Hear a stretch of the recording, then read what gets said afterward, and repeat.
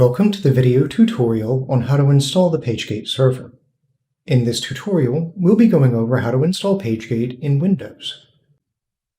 The first step is to visit our website, www.notepage.net.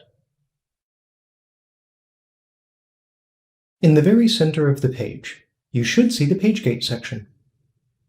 In the PageGate section, you'll notice that we have three options: More Information, Download, and Buy Now.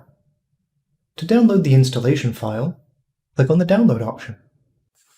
Depending on what web browser you're using, the prompt will look a little different, but regardless, please save the file.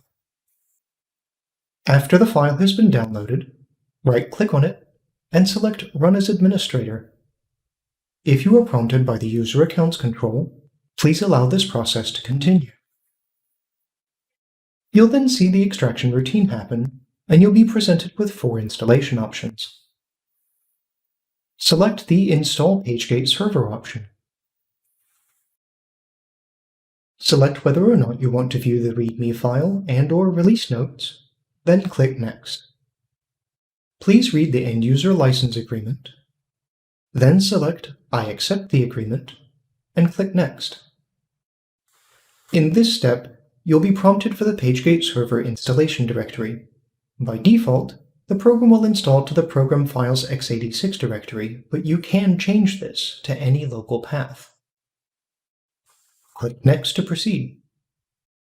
In this step, changes to the program group PageGate will appear under in the Start menu can be made.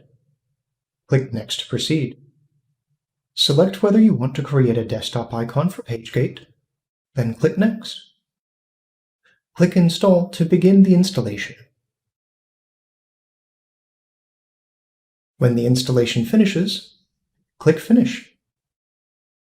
This concludes the video tutorial on how to install PageGate.